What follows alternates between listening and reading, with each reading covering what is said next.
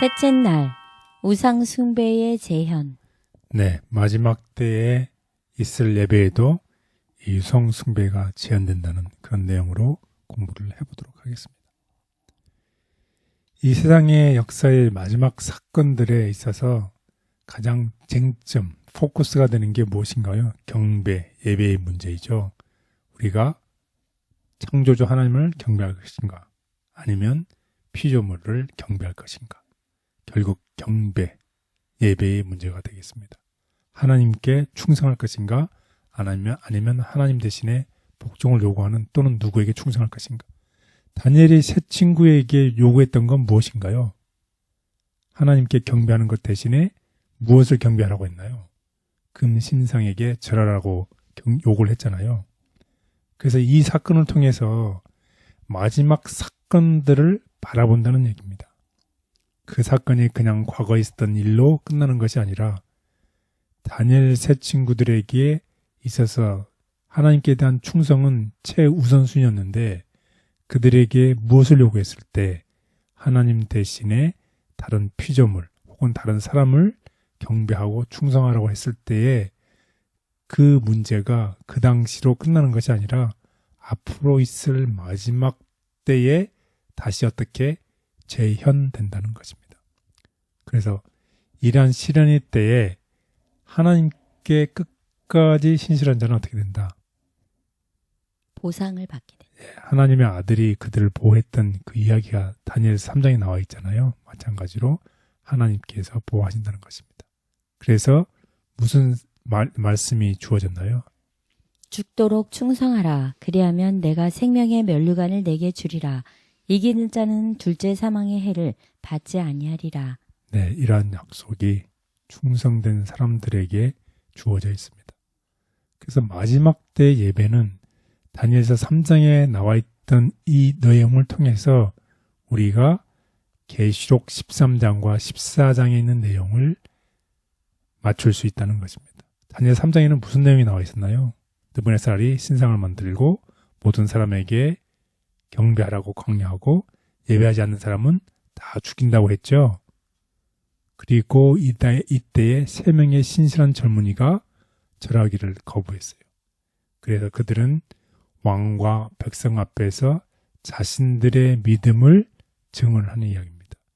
그리고 그 믿음 때문에 그들은 홀로를 타오르는 풀무 속에 던져지고 그 속에서 예수님께서 그들을 구했던 정말 감동적이고 믿음의 이야기가 다니엘서 3장에 나와 있는데 이 3장의 이야기가 다시 재현된다는 것이에요.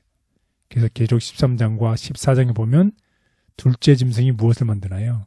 우상을 만들고 모든 사람에게 그 우상을 예배하도록 강요하고 그것에 예배하지 않는 모든 사람은 뭐하겠다? 죽이겠다는 다니엘서 3장의 이야기가 재현되고 있습니다. 그래서 하나님의 남은 자들은 3명의 신실한 다니엘의 친구들처럼 어떻게 할 것이다? 예배를 거부할 예배를 거부할 것이다. 그리고 그 거부함을 통해서 온 세상에 믿음을 증언한다는 것입니다. 그것 때문에 그들은 박해를 받고 죽음에 무릅섰을 때에 예수님께서 그들을 구하러 오신다는 이러한 다니엘서 3장 이야기를 통해서 계시록 13장과 14장의 사건들이 다시 어떻게 재현될 것이다.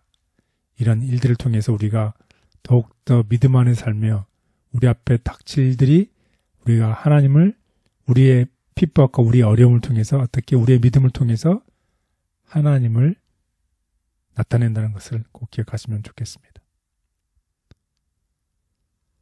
그래서 마지막 때 예배는 창조주 하나님께 경배하느냐 아니냐입니다. 하나님은 우리의 창조주이시고 또 오직 하나님만이 경배를 받으셔야 된다는 것입니다. 그 외에 다른 모든 것은 우상이라는 것입니다. 우리의 삶 속에서 우리가 하나님보다 먼저 생각하는 것, 그것이 우상 숭배라는 것입니다. 그래서 예수님께서 무엇이라고 말씀하셨나요? 나와 함께 아니하는 자는 나를 반대하는 자요. 나와 함께 모으지 아니하는 자는 해치는 자. 네, 이렇게 말씀을 하셨어요.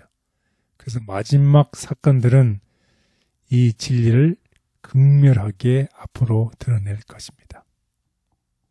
성도들의 인내. 그 두 뿔 가진 짐승은 모든 자, 곧 작은 자나 큰 자나 부자나 빈궁한 자나 자유한 자나 종들로 그 오른손이나 이마에 표를 받게 하고 누구든지 이 표를 가진 자 외에는 매매를 못하게 한다. 그런데 셋째 천사의 기별은 만일 누구든지 짐승과 그의 우상에게 경배하고 이마에나 손에 표를 받으면 그도 하나님 진노의 포도주를 마시리라고 경고하고 있다. 예언은 짐승과 그 우상에게 경배하는 자들에게 경고한 후 성도들의 인내가 여기 있나니 그들은 하나님의 계명과 예수에 대한 믿음을 지키는 자니라 라고 말한다. 이와 같이 하나님 계명을 지키는 자와 짐승과 그 우상을 경배하고 그 표를 받는 자를 대조적으로 기록한 것을 보면 하나님을 경배하는 자와 짐승을 경배하는 자의 구별이 하나님 계명을 지키는 것과 범하는 데 있는 것이 분명하다. 다니엘의 세 친구의 경험이 마지막 때에도 반복될 것이다. 창조주시며 구속주이신 예수님 외에 무엇이든 궁극적인 충성의 대상이 된다면 그것은 우상이다. 시련의 때를 위해 힘과 용기를 쌓아두라. 우리가 하나님의 진실한 종이라면 그분의 계명을 순종할 것인지 우리의 현세적 이익을 고려할 것인지에 대해 우리 마음에 의문의 여지가 없을 것이다. 비교적 평화스러운 요즘에 진리를 믿는 자들이 믿음을 유지하지 못하고 있다면 큰 시험이 오고 이마에나 손에 짐승의 표를 받거나 짐승의 우상에게 경배하지 않는 모든 자에 대한 법령이 내릴 때 무엇이 그들을 지탱해 주겠는가? 이 엄숙한 시기는 멀지 않았다. 모두가 절할 때에도 흔들림 없이 굳게 설 수 있는 믿음과 용기를 주시기를 기도합니다. 마귀가 여러 가지 방법으로 위협하며 유혹할 때에 그 앞에 무너지지 않도록 붙잡아 주시고 오직 생명의 주인이신 하나님께만 경배할 수 있게 하옵소서. 예수님의 이름으로 기도드렸습니다. 아멘.